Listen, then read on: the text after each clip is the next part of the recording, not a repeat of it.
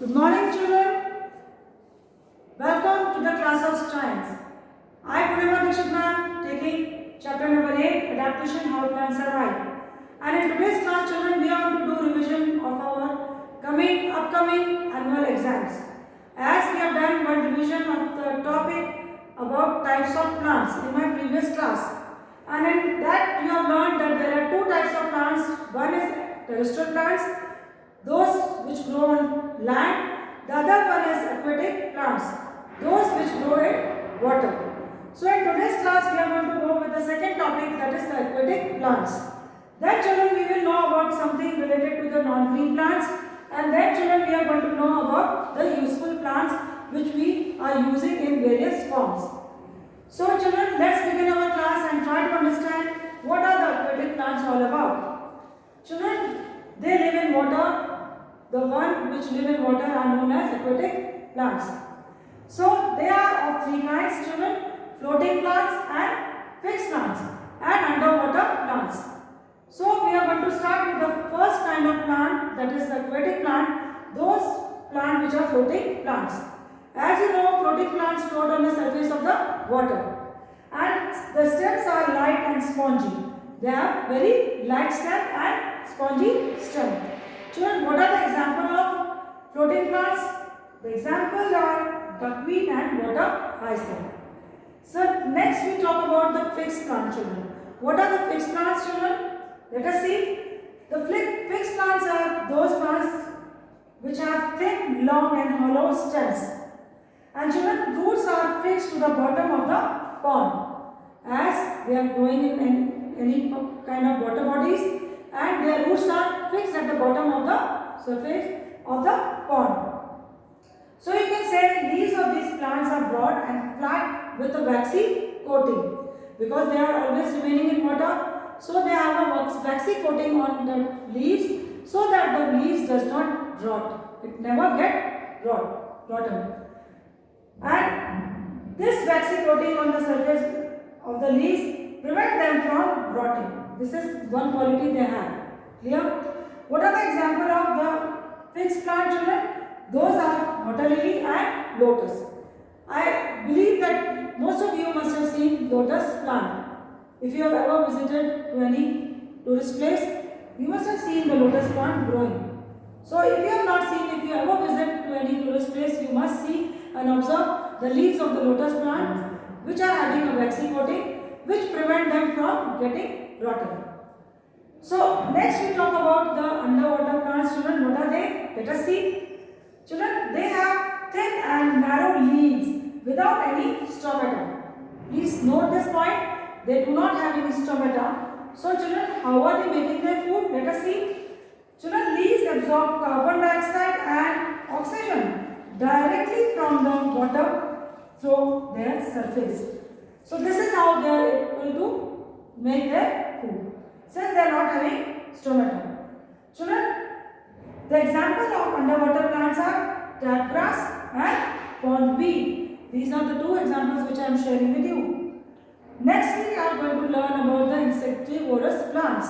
Children, these plants are carnivorous and they eat insects. Isn't it surprising for you to know?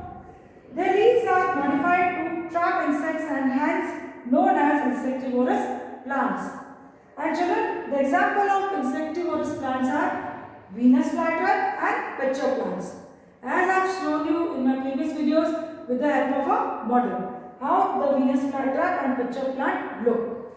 So children, Venus flytrap has leaves which can trap insects. You know, as the insect is touching the hair of the Venus flytrap, it is trapping the insect within and just eating it. They have long hair along the edges. When an insect touches the hair, the leaves just close immediately. The leaves just close immediately, trapping the insect inside.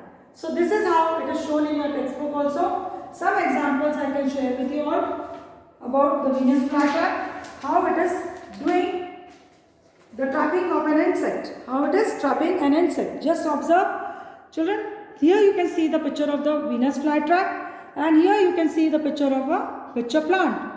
And here you can see the hair and the insect being trapped. As the insect is entering, the Venus flytrap is closing and trapping the insect within and eating it. And here we are going to learn about the pitcher plant. Let us see what is the pitcher plant having the features. What kind of features are there in the pitcher plant? Children, in the pitcher plant, the leaves are in the form of pitcher with a lid to cover the mouth of the pitcher to trap insects. Here you can see the lid. I can show you with the help of a diagram shown here. Children, here you can see the pitcher plant is having a lid which is just covering. As the insect is entering, the insect is getting trapped within. So this is the one which is having Venus flytrap, which are having air, and when the insect is touching the air, it is getting trapped within. And then here you can see with the help of a diagram the pitcher plant.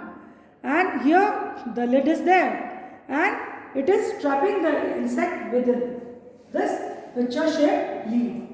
So you can see with the help of the diagram the two kinds of insectivorous plants. One is the Venus flytrap, children. The other one is pitcher plant. Children, next we will learn about the non-green plants. Let us see, some of the plants are not green. You must have seen most of the plants are green in color. But let us know the features of the non-green plants. Children, they do not have chlorophyll, and the example of these plants are Indian pipe and coral roots. Such plants usually absorb food from other dead plants and animals. Since they do not have chlorophyll, so how will they make their food? So children, let us see, the examples are being given here. This is the Indian pipe, then this is the coral root. You can see they are non-green and this is how they look. So with the help of this picture you are able to understand how the Indian pipe look and the coral roots look. And since they do not have chlorophyll, such plants usually absorb food from the other dead plants and animals. Please remember this because this is something new for you. Now we are going to learn about the useful plants. As you know, the plants are giving air to us, which is very essential for us to live and survive, and fresh air is we are getting from the plants. Other than that, we are getting food, not many amount of variety of food material we are getting from plants. For example, fruits, vegetables, oils, sugar, cereals, pulses, nuts, spices, tea, coffee and cocoa beans from plants, and many other variety of food material is available with the help of plants. So you can say, children, in this manner you are able to get so many eatables from the plants. Other than that, children, soaps and shampoo, plant fiber which gives us cotton and jute. Then again we talk about the coconut plant, children, that give us coconut oil. And coconut oil is a fruit that we can eat also, and we get fiber to make ropes from the coconut fiber. Then children, the stems of bamboo plant make paper, which help us to make paper. So remember this, if you are asked how the papers are made, it is made through the stems of bamboo, which is hollow, which is having a hollow stem. Children, next we talk about the rubber tree, which gives rubber for tires. As you know, the tires are being used by all the kinds of vehicles around, the buses, the trucks, the cars, and all the kind of two-wheelers which you drive, the scooter.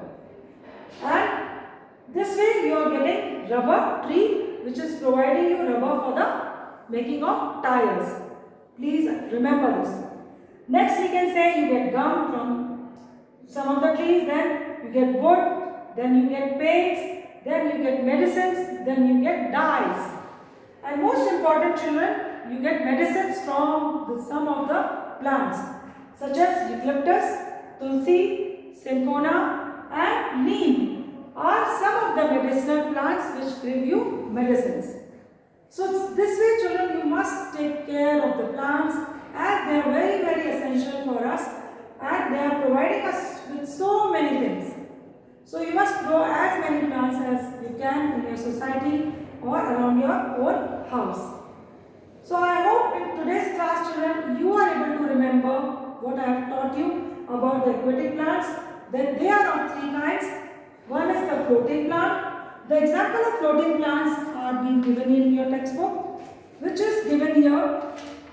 The first one, you can say the floating plants. Children, you can see the example of floating plants out here. The water hyacinth and the duckweed. These are the two examples of floating plants which are floating on the surface of the water. And they have the light and spongy stem. Next we have learned about the fixed plants. They have thin and long and hollow stems and roots are fixed to the bottom of the pond. And leaves of these plants are broad and flat with a waxy coating.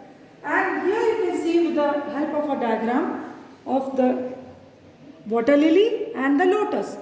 These kind of plants are having fixed roots at the bottom of the surface of the pond, and these are having waxy coated leaves which are never getting rotten in the water. So you can see the example are the water lily and the lotus. Next we talk about the underwater plants, children, which have thin and narrow leaves without any stomata. And leaves absorb carbon dioxide and oxygen directly from the water through their surface. Examples are tap grass and pondweed. Here with the help of the textbook you can see, children, the tap grass, very long and thin, then the pondweed. Here you can see underwater plants. These are the two examples which are given here to you all. So next we learned about the insectivorous plants which are carnivorous and they tend to eat insects. Whenever the insects are coming near them, they are trapping the insects within. So I hope, children, in the last you have come to know about the non-green plants and how some plants are useful for us in our daily life. So children, try to understand the topic, try to revise it properly as your annual exams are coming, so that you remember each and everything which I have explained you through this class today. That's all for the day today, children. Try to go through the content and I hope you are able to understand each and everything and try to remember what all I have explained you through this class today. So that's all for the day, children. Bye-bye. Take care. That's all for the day.